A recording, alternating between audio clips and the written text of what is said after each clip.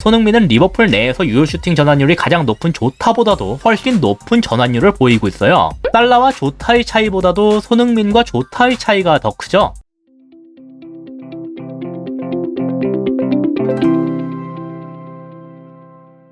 안녕하세요, 축구보는 기자입니다. 최근 리버풀 경기들을 많이 다뤘었는데요. 그래서인지 영상 댓글에서 손흥민이 리버풀로 왔으면 어땠을까 하는 내용이 꽤 많았어요. 오늘은 그 부분에 대해서 다뤄봤습니다. 다만 한 가지 미리 말씀드리고 싶은 게 제 채널은 전술 분석이 메인 컨텐츠예요. 이 영상에서 손흥민이 왔다면 몇 골 이상 넣었을 거다, 지금보다 평가가 더 높아졌을 거다, 그런 식의 내용은 다루지 않을 겁니다. 어디까지나 지금까지 제가 분석한 내용들을 토대로 현재 리버풀의 전술 속에서 손흥민이 포함된다면 어떤 식으로 뛰게 됐을 것 같다는 걸 다루는 영상이에요. 그럼 먼저 지금 손흥민이 뛰는 자리와 역할에 대해서부터 보겠습니다. 현재 토트넘은 3-4-3 포메이션을 쓰고 있는데요. 이 중에서 손흥민 자리는 여기 좌측 윙어 내지는 좌측 공미라고 할 수 있는 곳이에요. 이렇게 애매하게 표현한 이유는 상황에 따라서 손흥민이 윙어처럼 넓게 벌려서 위치하기도 하고 중앙에 좁혀서 위치하기도 하는 등 자리가 계속 바뀌기 때문입니다. 토트넘이 수비를 할 땐 이렇게 5-4-1 형태로 내려서는데 이때 손흥민은 보통 윙어들이 그러는 것처럼 측면으로 넓게 빠지고 있어요.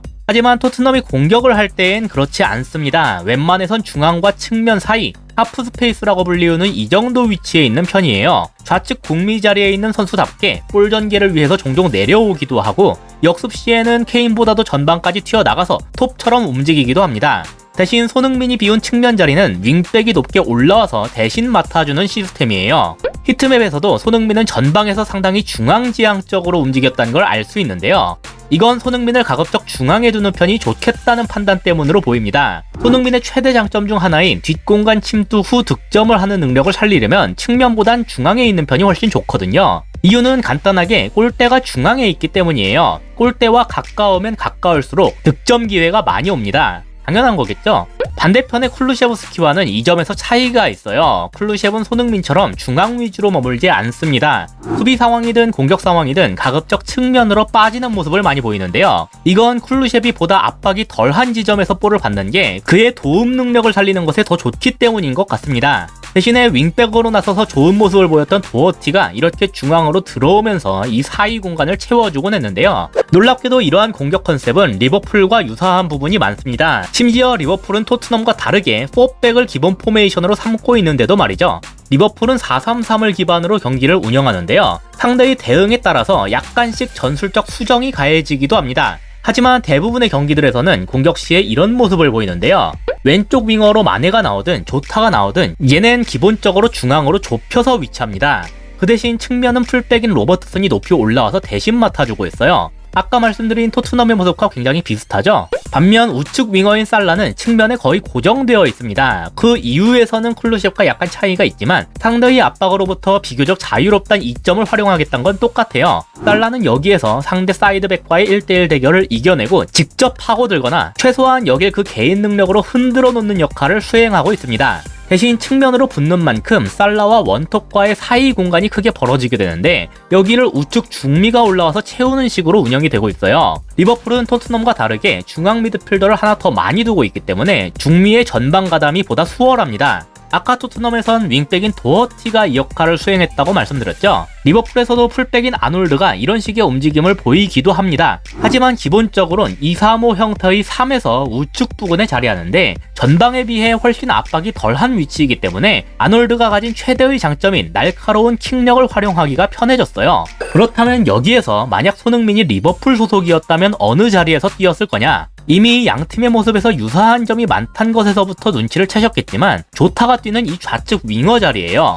본래 손흥민의 주 포지션이기도 하지만 역할 수행상 필요한 장점이 딱 맞아 떨어지거든요. 조타가 좌측 윙어로 나왔을 때 이렇게 좁히도록 위치시키는 이유는 토트넘에서의 그것과 똑같습니다. 직접 슈팅을 노리기엔 중앙이 더 위협적이고 편하기 때문이죠. 리버풀 내에서 어떻게든 유효 슈팅을 때리는 능력에 있어서는 조타가 제일이에요. 조타는 이번 시즌 리버풀 선수들 내에서 유효 슈팅 전환율이 가장 높은 선수입니다.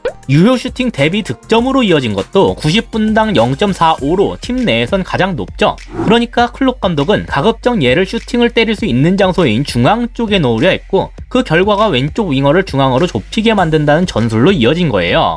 다만 여기에서 손흥민을 포함시키면 얘기가 조금 달라집니다. 손흥민은 리버풀 내에서 유효 슈팅 전환율이 가장 높은 조타보다도 훨씬 높은 전환율을 보이고 있어요. 살라와 조타의 차이보다도 손흥민과 조타의 차이가 더 크죠. 통계로 보면 두 번 찼을 때 한 번 이상이 유효슛으로 이어졌습니다. 유효 슈팅일 시 득점으로 이어지는 것 또한 0.5로 제일 높아요. 다른 부분들에서 비교적 낮게 집계된 건 손흥민의 슈팅 횟수 자체가 적기 때문인데요. 횟수로만 보면 리버풀 셋 중 가장 낮은 마네보다도 훨씬 낮은 수치죠. 조타와는 90분당 기준에서 1이 넘게 차이 납니다. 다만 이건 선수 개인의 특성뿐만이 아니라 팀 전체적인 상황을 함께 고려할 필요가 있어요. 팀 자체가 공격진에게 슈팅을 할 기회를 많이 부여하지 못하고 있다면 당연히 선수 개인의 슈팅 횟수 자체도 떨어질 수밖에 없습니다. 반대로 보면 리버풀은 공격진에게 슈팅을 할 기회 자체를 많이 제공하는 팀이란 뜻이기도 하죠.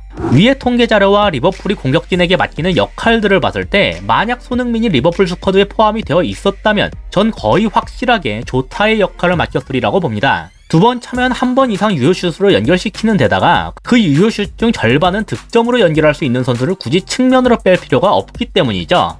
지금 리버풀이 하고 있는 것처럼 톱으로 있는 마네가 빌드업을 돕기 위해 한 칸 내려가고 손흥민이 중앙으로 좁혀서 실질적으로 얘가 톱처럼 움직일 거예요. 간혹 마네가 좌측 윙어로 나오고 조타가 톱으로 나오는 경우도 있는데 이때도 손흥민은 마찬가지로 조타 자리에 들어갈 겁니다. 마네가 윙어로 나섰을 때도 중앙으로 좁히는 건 마찬가지이긴 한데 조타 때와는 목적이 조금 다르거든요.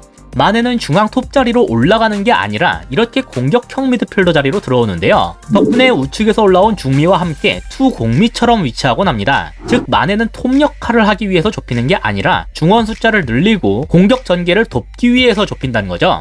이건 피르미누의 폼 저하 이후에 전방 자원들 중에서 이런 역할을 할 수 있는 선수가 마네뿐이기 때문에 나타난 현상이에요. 따라서 마네가 윙어 자리로 들어간다면 손흥민은 이날 조타가 맡은 톱 자리에 들어갈 것으로 보입니다. 자리는 바뀌었어도 여전히 득점력을 살리기 가장 좋은 위치니까요. 손흥민도 내려가서 마네처럼 연계 역할을 해줄 수는 있겠지만 굳이 마네가 이 역할을 잘하고 있는 중임에도 손흥민을 내려서 쓸 필요가 없겠죠. 딱 한 가지 리버풀에게 우려스러울 수 있는 점은 이 자리에서 손흥민이 조타만큼 헤더를 때릴 수가 없다는 거예요. 상대가 완전히 내려앉을 경우에 이걸 뚫기 위한 방법 중 하나로 크로스가 투입되는 경우가 많은데 여기에서 조타의 헤더는 리버풀에게 좋은 무기가 되곤 했습니다. 손흥민에게 이 부분을 기대하긴 어렵겠죠. 다만 양발을 자유롭게 쓸 수 있다는 점과 거리가 있는 곳에서의 슈팅까지도 위협적으로 구사할 수 있다는 점에서 조타와는 다른 방법으로 이를 뚫어낼 것 같긴 합니다. 이렇게 지금까지 손흥민이 만약 리버풀에서 뛰었다면 어떤 역할을 맡았을지에 대해 다뤄봤는데요. 그냥 흥미 본위로만 볼 수밖에 없는 게 이 이적이 성사될 확률은 없다고 봐도 무방하기 때문이에요.